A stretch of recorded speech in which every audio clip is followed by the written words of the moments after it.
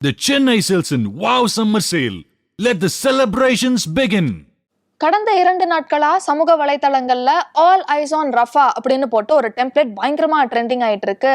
Foreign celebrities மட்டும் இல்லாம இந்தியால சமந்தா, ஆலியா பட், பிரியங்கா சோப்ரா, ரோஹித் சர்மாவுடைய ஒய்ஃப் ரித்திகா சச்டே அப்படின்னு நிறைய பேர் அந்த டெம்ப்ளேட்ஸ் போட்டுட்டு இருக்காங்க. நம்மளோட ஃப்ரெண்ட்ஸும் அதை போட்டிருக்கிறத நம்ம பார்த்துருப்போம்.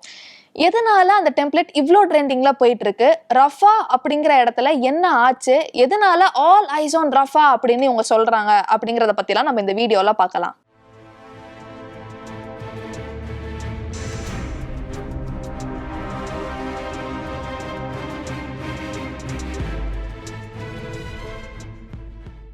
இஸ்ரேல் பாலஸ்தீன் வார், இதை நம்ம சமீப காலமாக அடிக்கடி கேள்விப்பட்டுட்டு இருக்கோம். நியூஸ் பேப்பர், சோஷியல் மீடியா எதை திறந்தாலுமே கண்டிப்பாக இதை பற்றின ஒரு செய்தி இருக்கு.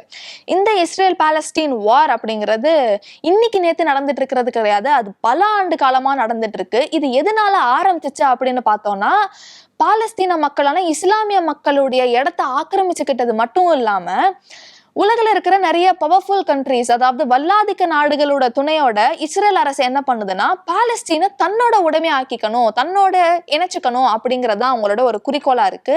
ஆனா பாலஸ்தீன்ல இருக்கக்கூடிய பாலஸ்தீனிய மக்கள் நினைக்கிறாங்கன்னா, எங்களுக்கு சுதந்திரம் வேணும், நாங்க ஒரு தனி நாடா இருக்கணும் அப்படின்னு அவங்க நினைக்கிறாங்க. இதுதான் இஸ்ரேல் பாலஸ்தீன் வாருக்கு ஒரு அடிப்படை காரணமா இருக்கு. இதை தவிர்த்து நிறைய பல காரணங்கள் பின்னாடி சேர்ந்துகிட்டே வர ஆரம்பிச்சிச்சு. இந்த போர் எந்த அளவுக்கு மோசமா நடந்துட்டு இருக்கு அப்படின்னா, காசா அப்படிங்கிற இடத்துல, அதாவது பாலஸ்தீன்ல ஒரு பகுதி தான் காசா, இந்த இடத்துல ஒரு 10 நிமிஷத்துக்கு ஒருக்க ஒரு குழந்தை கொல்லப்பட்டு இருக்கு அப்படின்னு சொல்றாங்க. அதாவது அந்த குழந்தை தானா இறக்கல, ஆனா கொல்லப்படுது.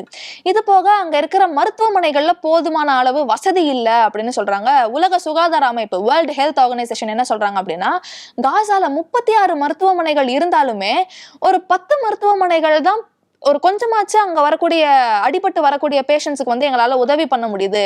ஆனா அதையுமே இஸ்ரேல் வீரர்கள்லாம் தாக்கின பிறகு அங்க இருக்கிற டாக்டர்ஸ் எல்லாத்தையுமே அவங்க கொன்னுடுறாங்க. அப்போ எங்களால அந்த பேஷண்ட்ஸுக்கு போதுமான ட்ரீட்மெண்ட் கொடுக்க முடியல, அதனாலே அந்த பேஷண்ட்ஸ் இறந்து போயிடுறாங்க அப்படின்னு சொல்றாங்க.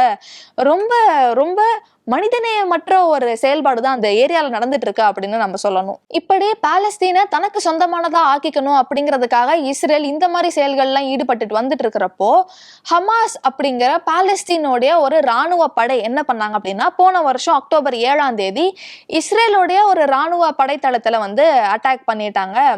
அதுக்கப்புறம் தான் இந்த போர் ரொம்ப பயங்கரமா பெருசாக ஆரம்பிச்சிச்சு. இஸ்ரேலுடைய தாக்குதல்கள் அதுக்கப்புறம் தான் ரொம்ப அதிகரிக்க ஆரம்பிச்சிச்சு.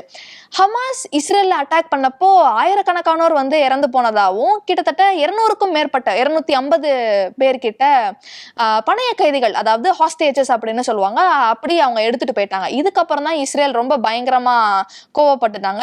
ஏன்னா உலகின் மிகச்சிறந்த உளவுப்படையில ஒன்னா இருக்கிற இஸ்ரேலுடைய மொசாத் உளவுப்படை தோத்து போயிட்டாங்க. அவங்க அவங்களுடைய படை ரொம்ப வலிமை இழந்து போயிருக்கு அப்படிங்கிற மாதிரி பேச்செல்லாம் எல்லாரும் பேச ஆரம்பிச்சிட்டாங்க. இதுக்காக இஸ்ரேல் என்ன பண்ணாங்கன்னா, ஹமாஸை நம்ம வேரோட அழிக்கணும், அப்படி அழிச்சாதான் நம்மளால பாலஸ்தீனை நம்மளுடைய கண்ட்ரோலுக்கு கொண்டு வர முடியும் அப்படின்னு சொல்லி முழுமையா தாக்குதல் பண்ண அவங்க ஆரம்பிச்சிட்டாங்க.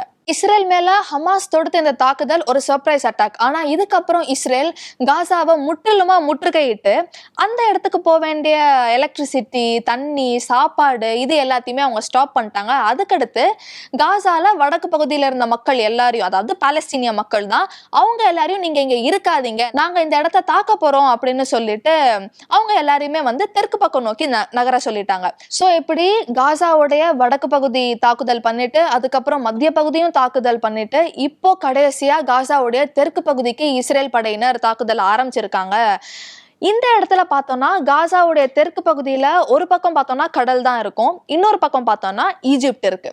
ஸோ ஒரே நாட்டுக்குள்ளேயே அகதிகளா போயிட்டு இருந்த மக்கள் எல்லாரும் இதுக்கு மேல போகணும்னா அவங்க ஒண்ணு இன்னொரு நாட்டுக்குள்ள போகணும், அப்படி இல்லைன்னா அந்த கடல்ல போய் தான் விழணும். இப்படி தன்னுடைய நாட்டுக்குள்ளேயே அகதிகளா தான் அந்த மக்கள் இத்தனை நாள் வாழ்ந்துட்டு இருக்காங்க. எதுக்காக இஸ்ரேல் இதை பண்ணணும் அப்படின்னா, கொஞ்சம் கொஞ்சமா மக்களை நகர்த்துறது மட்டும் இல்லாம அந்த இடத்த நம்ம கொஞ்சம் கொஞ்சமா ஆக்கிரமிச்சிடலாம். இப்படி ஆக்கிரமிச்சோம் அப்படின்னா பாலஸ்தீன் கொஞ்சம் கொஞ்சமா நம்மளுடைய கட்டுப்பாட்டுக்குள்ள வந்துரும் அப்படிங்கறதான் இஸ்ரேலுடைய குறிக்கோளா இந்த இடத்துல இருந்துட்டு இருக்கு. இப்போ இந்த காசாவுடைய தெற்கு பகுதி, அதாவது சவுத்துல தான் ரஃபா அப்படிங்கிற இந்த நகரம் இருக்கு. கடந்த வெள்ளிக்கிழமை இன்டர்நேஷனல் கோர்ட் ஆஃப் ஜஸ்டிஸ், அதாவது சர்வதேச நீதிமன்றத்துடைய பிரசிடென்ட் ஜட்ஜ் நவாப் சலாம் வந்து என்ன சொல்லியிருக்காரு அப்படின்னா, இஸ்ரேல் உடனடியாக தன்னுடைய தாக்குதல்கள் எல்லாத்தையுமே வந்து ஸ்டாப் பண்ணணும். காசால அவங்க இவ்வளோ தாக்குதல்கள் பண்ணியிருக்காங்க, அதனால நிறைய உயிர்கள் சேதமாயிருக்கு. இதுக்கு மேலேயும் அவங்க பண்ணாங்கன்னா நிறைய உயிர்கள் சேதம் ஏற்படும். இது நடக்கக்கூடாது அப்படின்னு வந்து அவங்க ஆர்டர் பண்ணியிருக்காங்க. ஆனா அவங்க சொன்ன 56 ஹவர்ஸ்ல, அதாவது 2 நாள்ல இஸ்ரேல் தன்னுடைய அடுத்த தாக்குதலை ரஃபால பண்ணியிருக்காங்க. இப்போ இந்த ரஃபால யார் இருக்காங்க அப்படின்னு பார்த்தோம்னா, காசாவுடைய வடக்கு பகுதியிலிருந்து கொஞ்சம் கொஞ்சமா நகண்டு வந்து இப்போ தெற்கு பகுதியில பாலஸ்தீனிய மக்கள் அகதிகளா தற்காலிகமா வாழ்ந்துட்டு இருக்காங்க. ஆனா இஸ்ரேல் பண்ண இந்த தாக்குதல்ல அங்க வாழ்ந்துட்டு இருந்த மக்கள்ல 45 பேர் கொல்லப்பட்டதாகவும் 200க்கும் மேற்பட்ட பேர் காயமடைந்து இருக்கிறதாவும் தகவல்கள்லாம் இப்போ வர வெளியாகி இருக்கு. எதுக்காக இந்த ரஃபாவை இஸ்ரேல் தாக்கணும் அப்படின்னு பார்த்தோம்னா, அதுக்கும் அவங்க ஒரு காரணம் சொல்றாங்க. ஹமாஸ் அமைப்புடைய 2 தலைமை அதிகாரிகளை வந்து நாங்க கொல்லணும், அதுக்காக தான் நாங்க ரஃபா அப்படிங்கிற இடத்த நாங்க தாக்கினோம், அந்த 2 பேரையும் நாங்க கொன்னுட்டோம். ஆனா மக்கள் இந்த மாதிரி இறந்து போவாங்க, மக்களும் கொல்லப்படுவார்கள் அப்படிங்கறது நாங்க எதிர்பார்க்கவே இல்லை. இது முற்றிலுமா ஒரு ஆக்சிடென்ட் தான், இதை நாங்க எதையுமே பிளான் பண்ணல அப்படின்னு சொல்லிட்டு இஸ்ரேல் நாட்டுடைய பிரைம் மினிஸ்டர் நெத்தான்யாகுவே வந்து சொல்லியிருக்காரு.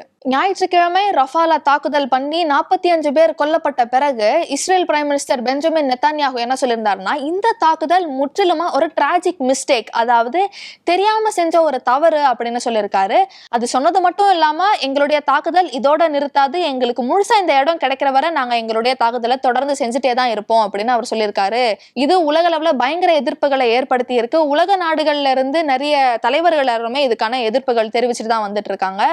பிரிட்டனுடைய முன்னாள் பிரைம் மினிஸ்டர் டேவிட் கேமரூன், அதுக்கப்புறம் Egypt, Saudi, Qatar, Jordan, Turkey, இந்த மாதிரி நிறைய கண்ட்ரீஸ்ல இருந்து இதுக்கான பயங்கரமான எதிர்ப்புகள்லாம் வந்து சொல்லிட்டு இருக்காங்க. பொதுமக்கள் மத்தியில என்ன சொல்றாங்க அப்படின்னா, 20,000 டன் வெடிகுண்டை வந்து இப்படி ஒரு இடத்துல கொட்டிட்டு போனதுக்கு அப்புறம் இது எப்படிப்பா நீ தெரியாம நடந்துச்சுன்னு சொல்ற, இது வந்து ஒரு காட்டுமிராண்டித்தனம் கிடையாதா அப்படிங்கிற மாதிரி எல்லாம் பயங்கரமா இதுக்கான எதிர்ப்புகள் அவங்க தெரிவிச்சுக்கிட்டு இருக்காங்க. இந்த இடத்துல நம்ம இன்னொன்னையும் ஞாபகம் வச்சுக்கணும், பாலஸ்தீன் இன்னும் தனி நாடா அங்கீகரிக்கப்படலை. அது இன்னும் தனி நாடா போகுமா, இல்லை இஸ்ரேல் அவங்களுடைய கட்டுப்பாட்டுக்குள்ள எடுத்துப்பாங்களா அப்படிங்கிற மாதிரி முடிவே தெரியாம அவங்க இன்னும் போராடிட்டு தான் இருக்காங்க. இஸ்ரேல் இந்த தாக்குதல் ஆரம்பிச்சதுல இருந்து கிட்டத்தட்ட 36,000க்கும் மேல மக்கள் கொல்லப்பட்டிருக்காங்க அப்படின்னும், அதுல 72% மேல பெண்களும் குழந்தைகளும் தான் கொல்லப்பட்டிருக்காங்க அப்படின்னு சொல்லிட்டு காசாவுடைய சுகாதார நிறுவனமே வந்து அறிக்கை விட்டுருக்காங்க.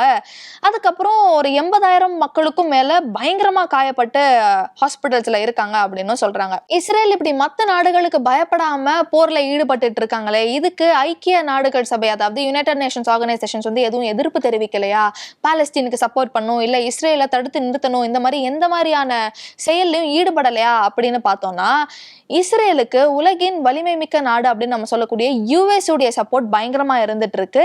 இவங்களுக்கு தேவையான ஆயுதங்கள் எல்லாமே வந்து அமெரிக்கா இவங்களுக்கு கொடுத்துட்டு இருக்கிறதா சொல்றாங்க. சோ அந்த ஒரு சப்போர்ட்டோட தான் இஸ்ரேல் வந்து பயங்கரமான தாக்குதலை நடத்திட்டு வந்துட்டு இருக்காங்க. இதுக்காக இன்டர்நேஷனல் கிரிமினல் கோர்ட் அப்படின்னு சொல்லக்கூடிய குற்றவியல் நீதிமன்றமும் என்ன சொல்லியிருந்தாங்கன்னா, இந்த மாதிரி தாக்குதல்ல இஸ்ரேல் தொடர்ந்து நடத்திட்டே இருந்தாங்கன்னா நாங்க அந்த பிரைம் மினிஸ்டர் பெஞ்சமின் நெத்தான்யாகு மேலையும் அதுக்கப்புறம் ஹமாஸ் தலைவர்கள் மேலையும் நாங்க வாரண்ட் இஷ்யூ பண்ணிடுவோம், அதனால அவங்க இந்த மாதிரிலாம் பண்ணக்கூடாது அப்படின்னு அவங்க சொல்லி அறிக்கை விட்டுருந்தாங்க. ஆனா இதுக்கு இஸ்ரேல் என்ன பதில் சொல்லியிருந்தாங்கன்னா, இதுக்காக நாங்க பயப்படலாம் மாட்டோம், ஏன்னா நாங்க தான் அதுல ஒரு உறுப்பினராகவே இல்லையே, நாங்க ஏன் பயப்படணும் அப்படின்னு சொல்லியிருந்தாங்க. அமெரிக்காவும் இதுக்கு ஒரு பதில் சொல்லியிருந்தாங்க. இந்த விஷயத்துல இன்டர்நேஷனல் கிரிமினல் கோர்ட் தலையிடுறதுக்கு எந்த உரிமையும் அவங்களுக்கு கிடையாது, அவங்க சொல்றதெல்லாம் நாங்க கேட்டுட்டு இருக்க முடியாது அப்படிங்கிற மாதிரி அமெரிக்காவும் சொல்லியிருந்தாங்க. கடந்த ஞாயிற்றுக்கிழமை ரஃபால நடந்த இந்த சம்பவத்துக்கு அப்புறம் ஸ்பெயின், அயர்லாந்து, நார்வே இந்த 3 நாடுகளும் புதுசா வந்து நாங்க பாலஸ்தீன் ஒரு தனி நாடா வரதுக்கான ஒப்புதல்களை தெரிவிக்கிறோம் அப்படின்னு சொல்லியிருக்காங்க.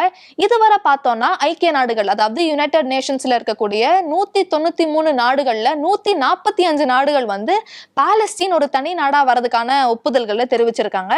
இதுல தெரிவிக்காத நாடுகள் எது அப்படின்னு பார்த்தோம்னா, யுனைடெட் ஸ்டேட்ஸ், கனடா, ஜப்பான், அதுக்கப்புறம் யூரோப்ல இருக்கக்கூடிய வெஸ்டர்ன் கண்ட்ரிஸ் எல்லாமே இதுக்கு ஓகே சொல்லாம இருக்காங்க. இஸ்ரேல் காசாக்கு மத்தியில நடக்கக்கூடிய இந்த போர்னால இவங்க இழந்தது எவ்வளோ அப்படின்னு பார்த்தோம்னா, இந்திய ரூபாய் மதிப்புல சுமார் 1.5 லட்சம் கோடி கிட்ட இவங்க இழந்துட்டாங்க. இது மட்டும் இல்லாம 11 லட்சம் மக்கள் கிட்ட உணவு பற்றாக்குறையால ரொம்ப கஷ்டப்பட்டுட்டு இருக்கிறதாவும் 30க்கும் மேற்பட்ட குழந்தைகள் போதுமான அளவு சாப்பாடு இல்லாம இறந்துட்டாங்க அப்படிங்கிற மாதிரி தகவல்கள்லாம் வெளியாயிருக்கு. இந்த போர் வந்து எப்படியாச்சும் ஒரு முடிவுக்கு வரணும் அப்படின்னு சொல்லிட்டு பல மாணவர்கள் அவங்களுடைய காலேஜஸ்ல போராட்டம் நடத்திட்டு இருக்காங்க. அமெரிக்கால கூட மாணவர்கள்லாம் சேர்ந்து இந்த போரை எப்படியாச்சும் நிறுத்தணும் அப்படிங்கிறதுக்காக போராட்டம்லாம் பண்ணிட்டு இருக்காங்க. நான் ஏற்கனவே சொன்ன மாதிரி இன்டர்நேஷனல் கிரிமினல் கோர்ட் அவங்களுடைய வாரண்ட்டை நடைமுறைப்படுத்தினா அதுல உறுப்பினரா இருக்கக்கூடிய 120 நாடுகளுக்கு இஸ்ரேல் நாட்டுல இருந்து எந்த அரசு அதிகாரிகளும் அந்த நாட்டுக்கும் போக முடியாது. அதுக்கப்புறம் அவங்க நட்பு வச்சிருக்கக்கூடிய நாடுகள் மத்தியில கூட அவங்களால ஆயுதங்கள் எதுவுமே வாங்கிக்க முடியாது அப்படிங்கறதுதான் உண்மை. இந்த வாரண்ட் உண்மையிலே வருமா? இவ்வளோ பெரிய ஒரு கொடூரமான சம்பவம் நடந்திருக்கு, இதுக்கப்புறம் அந்த வாரண்ட் வந்து நடைமுறைக்கு வருமா அப்படிங்கிறது யாருக்குமே தெரியல. இங்கிலீஷ்ல வந்து ஒரு பழமொழி சொல்லுவாங்க, an eye for an eye will make the world blind. அதாவது ஒரு கண்ணை எடுத்துட்டான் அப்படின்ட்டு இன்னொரு கண்ணையும் குத்தினா உலகமே வந்து குருடா போயிரும் அப்படின்னு சொல்லுவாங்க. ஸோ அந்த மாதிரி தான் இந்த வாருமே போயிட்டு இருக்கு. இதுக்கு உலக நாடுகள் வந்து எந்த அளவு சப்போர்ட் பண்ணுவாங்க, யாருக்கு சப்போர்ட் பண்ணுவாங்க, இந்த போர் எந்த மாதிரியான முடிவுக்கு வரும் அப்படிங்கிறது யாருக்குமே தெரியல. இதை பத்தின உங்களுடைய கருத்துக்களை கண்டிப்பா இதுல பதிவிடுங்க. இந்த மாதிரி மேலும் பல தகவல்களுடன் உங்களை நான் சந்திக்கிறேன். நான் Pavithra. The Chennai Silks in Wow Summer Sale. Let the celebrations begin.